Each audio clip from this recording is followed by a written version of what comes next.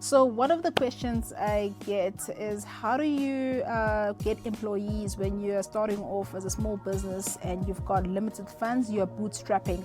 I'll be the first to admit it is not easy.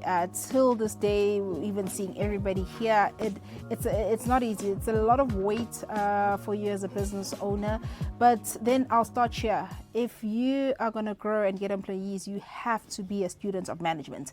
And this is not just about studying formal studies, but it's about learning how people work and how do you manage people, how do you inspire people, how do you teach people, how do you hold people accountable. So these are all the things that you need to learn to do as a business owner to be successful in managing people. If I were to recommend a book that also changed my life in this area when I was starting out in corporate and started leading teams, it was the book by Patrick Lencioni, Five Dysfunctions of a Team. And he talks about how trust is the foundation of a team, that as a business owner or as a leader building a team, you need to build an environment of trust, psychological safety, where people can be honest and address issues in a safe environment of trust. Secondly, you need to be able to deal with conflict, and most of us don't like conflict and we shy away from it, but conflict is necessary because people are now sharing their different views because we are now a team. So people must have this trust and environment to be able to share their conflicting ideas, battle it out, and once we have these views, it can lead to commitment, right? People need to be committed to the vision and what we agree on. So we need to be able to handle commitment and know how do we track and engage and encourage commitment in building teams. The fourth one is holding people accountable. As much as we don't like conflict, even this one is hard for some of us, but we need to hold people accountable. People will do their own things at times. Sometimes people will be wrong. Sometimes as the business owner, you'll be wrong, and there must be enough trust and commitment for your team to hold you accountable. And then lastly is paying attention to results, as everything that we're doing driving the right results. So go have a listen and read Patrick Lencioni, Five Dysfunctions of a Team. So now back to the strategies of building employees when you're bootstrapping. The first one is use technology where you can. There's a lot of AI, there are a lot of tools that you can use to take some burden off yourself, and it could take some of the responsibilities that are done by an employee. You can search that, you can look for it, but the moral of the story is use technology where you can leverage it. Secondly, it's friends and family. So these are the people who believe in you and they know your heart and vision for what you're trying to do. So when you're starting out, they naturally just tag along and help you out where you can. But with this one, be careful. You take only those friends, those family who've got the correct work ethic and the heart for what you're doing. I've previously made the mistake of getting family involved where the work ethic wasn't balancing, and it caused more strain than good. So those guys, what I like about them is that they've got a heart to see you succeed and will help you out. Then a point of that is pay them.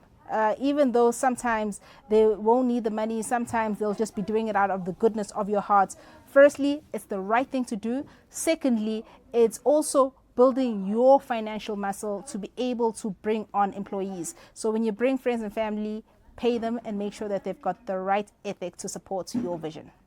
3, it's interns and training up people. So this one, the benefits is that people who need training will come in at a lower, more affordable rate.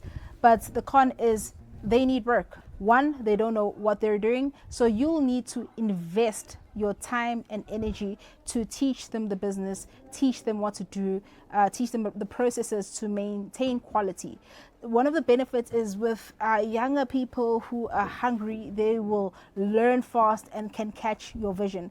But sometimes it doesn't work. The slow learners, it takes a lot of energy. But interns and people who are willing to come on and train and come at a lower rate, that's also another strategy. 4, it's more experienced freelancers. So these are people who are in your industry, who've been in the game and have done the job before. The good thing about them is that they come with experience, they come with knowledge that you can benefit from.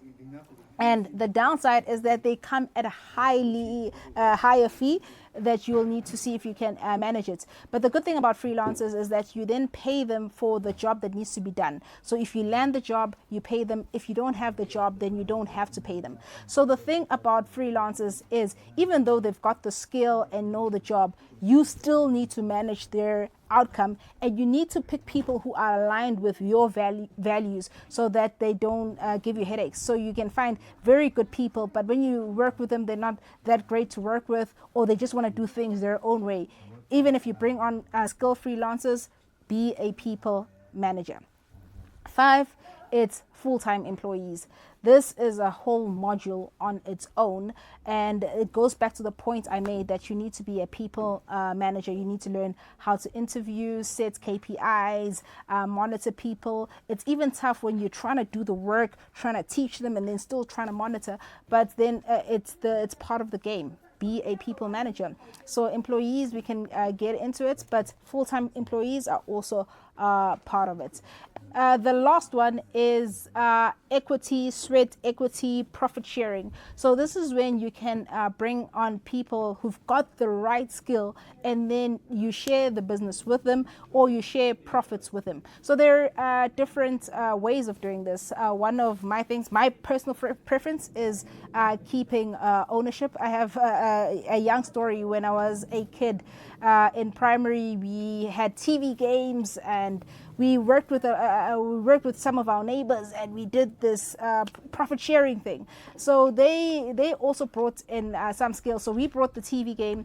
These guys would run to the shops and buy whatever we needed. So it was a mini partnership of sorts. So you can do that as well. So that allows you to get skilled people who are invested, and they know that they are invested in the profits.